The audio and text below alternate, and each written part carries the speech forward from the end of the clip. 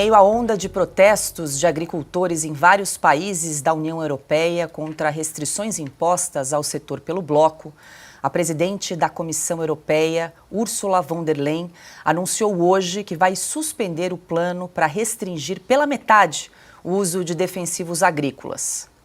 No discurso, Ursula disse que o assunto não está encerrado e que a comissão vai ouvir agricultores e ambientalistas antes de apresentar um novo projeto de lei.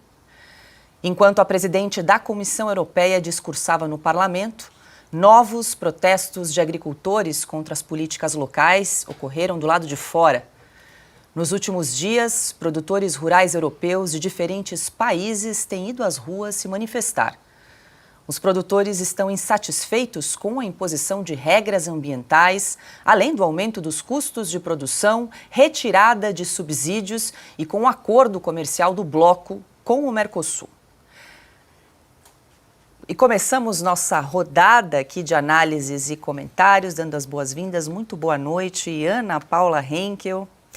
Seja bem-vinda aqui conosco. Ana, essa situação na Europa já tem algum tempo e a revista Oeste tem feito uma cobertura bastante ostensiva desse caso. Desde 2022, produtores rurais na Holanda começaram a se revoltar, criadores de gado na Holanda começaram a se revoltar com as restrições impostas pelo governo local. Segundo as autoridades da Holanda, a justificativa era o monóxido de carbono que era liberado pelo gado criado ali por aqueles produtores rurais. E desde então, isso só escalou. Agora já as manifestações se espalharam para 11 países europeus. Nesse final de semana houve mais manifestação, inclusive na Bélgica. Não sei se nós temos, inclusive, até imagens para exibir aqui enquanto você comenta aí esse caso. Boa noite, Ana.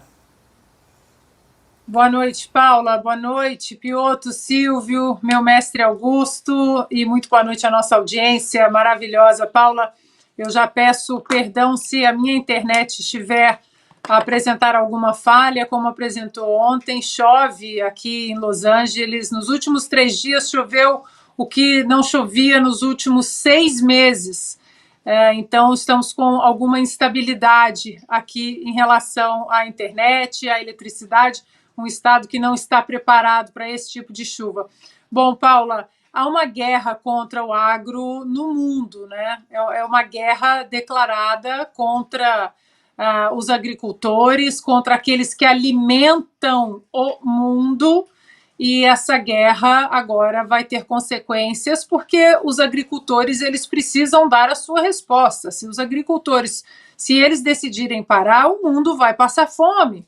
A mesma coisa acontece no Brasil. Existe uma guerra contra o agro brasileiro também por parte da esquerda. E o que deixa o debate sobre isso muito pobre, Paula, é que essa turma que passa legislações ou que coloca a sua caneta em decisões executivas contra o agro, a favor do meio ambiente, tudo isso acontece sem um embasamento científico algum. É tudo pelo bem do meio ambiente, é a mesma história da democracia. Pelo bem da democracia, o Estado de Direito, nem que para isso a gente acabe com a democracia, a gente rasgue a Constituição. Então, esse discurso dos ecochatos, porque é o que eles são, os ecoterroristas, discutir com embasamento científico o que é bom para o planeta, o que pode salvar o planeta, o que pode de verdade melhorar a qualidade de vida do planeta e da população global, tudo isso é válido. O problema é que quando entramos nesse debate, ele não é um debate intelectualmente honesto. Primeiro que toda hora você escuta a Amazônia, os pulmões do mundo, parece que essa gente faltou, né, a qualquer aula da 5ª série e não sabe que os pulmões do mundo são os oceanos. Quando você fala, então, que os pulmões do mundo são os oceanos, ninguém discute, por exemplo, que os 9 rios que mais poluem os oceanos no mundo são rios que vêm da China. Não, mas ninguém pode falar na China, ninguém pode tocar na sagrada China. Então, Paula, é preciso que embasemos esse discurso no teor científico, nas informações científicas, e não nas falácias que esses ecoterroristas, eles pegam muita gente de refém para refém e abusam, né, do cancelamento. Estamos muito acostumados com isso, mas é preciso que nós resistamos em relação a esses cancelamentos e mostremos o embasamento científico que está disponível, mas que não faz parte desse debate sobre meio ambiente mais. Adalberto Piotto, muito boa noite. Os produtores rurais na Europa estão reagindo a esse excesso de intervenção estatal que está aumentando os custos na produção e reduzindo a competitividade dos produtores desses países europeus. Boa noite. Boa noite, Paula, Silvio, Augusto, Ana Paula, a todos vocês que nos acompanham aqui em Oeste Sem Filtro. Eu vou só complementar, porque a Ana já fez uma abertura muito importante aí sobre essa questão. Primeiramente, que briga com o agricultor, sendo que hoje você tem dois desafios no mundo. O primeiro é conseguir comida para todo mundo e a outra é conseguir água. E as duas coisas vão passar pela agricultura. Seja porque a agricultura usa muita água, seja porque a agricultura consegue preservar muito dos interiores dos países todos. Mas vamos lá, essa briga vem de uma agenda globalista que a Ana já fez menção, em que impõe soluções para problemas que eles criam e que justificam muito pouco sem conversar com a outra parte.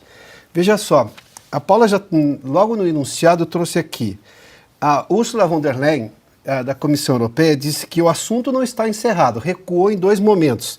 Recuou sobre, por exemplo, reduzir em metade, em 50% o uso de defensivos agrícolas, e recuou também na proposta de reduzir em 30% a emissão de gases da agricultura, ou seja, por exemplo, emissão de metano. Criação de gado tem emissão de metano. É uma das críticas que a Europa faz naquela ideia de, para controlar e preservar o seu agronegócio, critica o nosso agronegócio aqui. Bom, recuou em tudo. E olha só, veja o que diz a própria Ursula von der Leyen. Depois, antes de apresentar uma nova ideia, vamos conversar com o setor. Quer dizer, se apresentou a ideia anterior, ou não conversou, ou simplesmente passou por cima.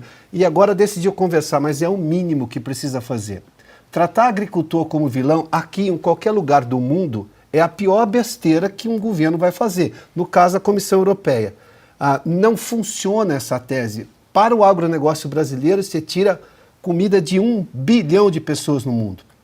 Essa é uma conta muito simples. Quem é que vai arcar com o custo social de você tirar 1 bilhão, ou pelo menos comida de 1 bilhão de pessoas no mundo? Esse é o valor do agronegócio brasileiro social, para usar a expressão que o mundo adora. Aí tem uma guerra comercial. Sim, claro, o agronegócio europeu é muito menos eficiente do que comparado, por exemplo, ao que se tem no Mercosul. Mas essa guerra comercial, ela pode ser travada sobre outro aspecto. O aspecto, obviamente, de você tentar abrir brechas. Não se pode usar a Europa, ou melhor, a Europa usar o argumento de que o agronegócio no Brasil, ou na Argentina, ou no Uruguai, ou no Paraguai, em qualquer lugar do Mercosul, é um problema para o meio ambiente e que deve ser simplesmente derrubado. Criticado, como a gente viu, inclusive com a participação de atores brasileiros do atual governo, por exemplo, o que é a sombra, esse governo fazer campanha contra o agronegócio. A questão comercial é, só para deixar muito claro, uma vez eu estava na França a convite do governo francês, e isso demonstra claramente a dificuldade que tanto os governos europeus quanto o Mercosul terá para conseguir entrar no mercado europeu. Os franceses chamam o agronegócio deles de jardins franceses. Alguém que chama de jardim francês vai abrir mão disso?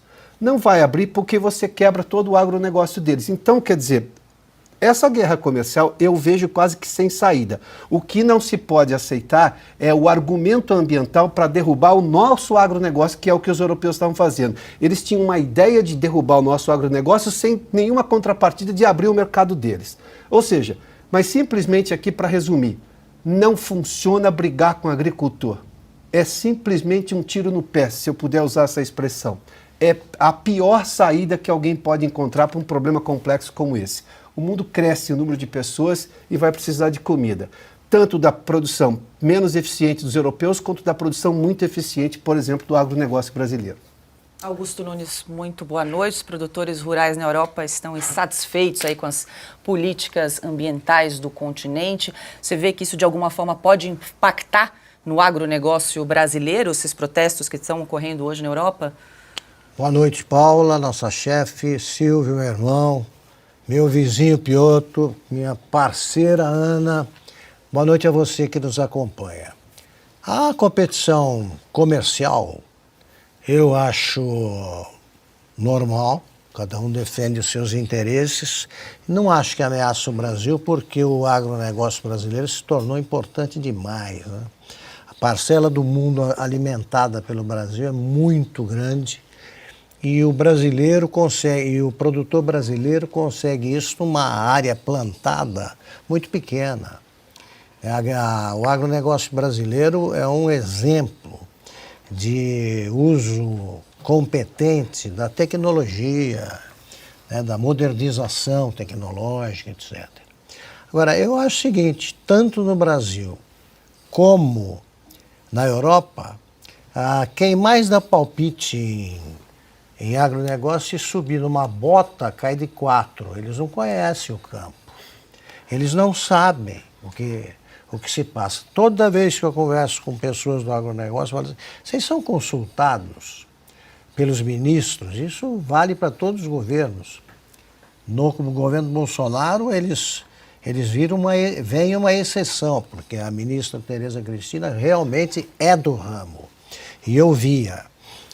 Eles não são consultados sobre nada, eles falam, a gente quer explicar que a área plantada é pequena, que o que eles chamam de agrotóxico não é por aí, a coisa avançou muito, mas não são ouvidos. Na Europa, eu presumo que isso aconteça da mesma forma.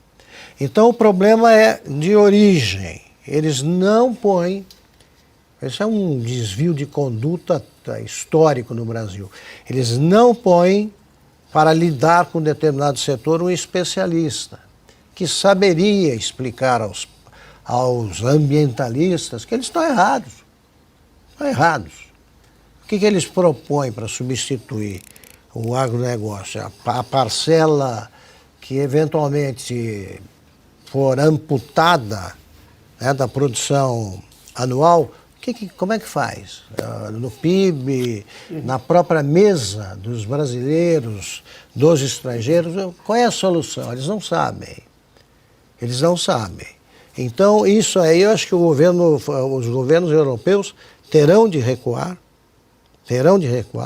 e acho que os brasileiros, o governo brasileiro que não gosta do agronegócio, que só atrapalha, vai ter que ceder porque vai cair o PIB por causa da redução da contribuição ao PIB dada pelo agronegócio, o que é uma bobagem de amador, né? De amador.